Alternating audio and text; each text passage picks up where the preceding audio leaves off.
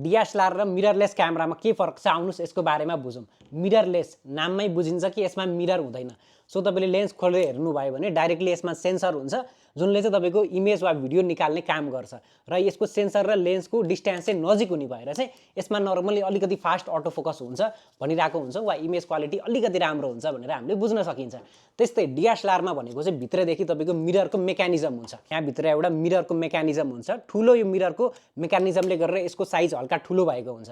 So mirrorless चाहिँ धेरै जस्तो अवस्थामा यस्तो ठुलो साइजमा हुन्छ, हेर्दाखेरि नै यसरी ठ्याक्क चिनिहालिन्छ भने मिररलेस क्यामेरा चाहिँ मिरर नहुने भएर यसको बडीको साइज पनि घट्छ। डीएसएलआरमा पहिलादेखि बजारमा भएको थुप्रै लेन्स अप्सनहरू युज गर्न पाइन्छ भने मिररलेस क्यामेरामा त्यति अप्सन नहुन पनि सक्छ वा कति मान्छेलाई चाहिँ यो ब्याट्री ब्याकअप भन्ने कुराले एकदमै तनाव दिएर धेरैजनालाई चाहिँ यो डीएसएलआर ठिक पनि हुन सक्छ। खासमा डीएसएलआर भन्दा मिररलेस चाहिँ बजारमा भर्खरै आएको त हो, तर यसको पनि आफ्नै कम्प्लेक्सिटीहरू छ। कतिजनालाई यो बोकेर पनि खासै मैले के बोकेको जस्तो फिल नभएको पनि हुन सक्छ वा आफूले खोज्नु भएको जस्तो लेन्स नपाउनु पनि सक्नुहुन्छ भने डीएसएलआर क्यामेरामा तपाईले खोज्नु भएको जस्तो लेन्स पनि पाउनुहुन्छ।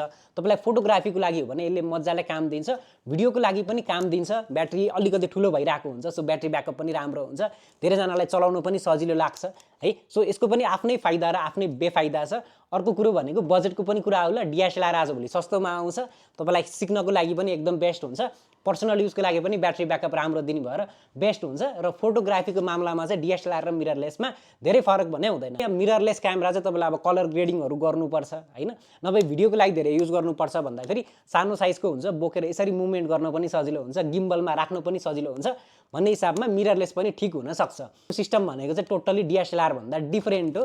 त्यही हिसाबमा डीएसएलआर र मिररलेसमा मेजर डिफरेन्स छ। लेन्सले गरेर कहिलेकाहीँ मिररलेस क्यामेरामा चिन्ता हुन सक्छ, तर फेरि डीएसएलआरको पनि आफ्नै तनाव छ, मिररलेसको पनि आफ्नै तनाव छ। तपाईको रिक्वायरमेन्ट के छ, तपाईको बजेट के छ, त्यही हिसाबमा लिनु होला। पर्सनल युजको लागि हो भने अहिले पनि डीएसएलआर एकदम बेस्ट हो। भोलिको दिनमा कुनै सामानहरू बिग्रियो वा केही भइदिहाल्यो भने पनि डीएसएलआर चाहिँ इजिली फिक्सेबल हुन्छ भने मिररलेसमा फेरि त्यो कुरा अलि गाह्रो छ। केही दायाँ बायाँ भइदिहाल्यो बाइ एनी सेन्स भने फेरि अलिकति तकलिफ हुन सक्छ। तर यिनीहरू क्यामेरा भनेको हत्तपत्त बिग्रिहाल्ने भन्ने चिज होइन। एकचोटि किनेपछि नर्मली 5-7 वर्षसम्म आनन्दले टिकिरहेको हुन्छ।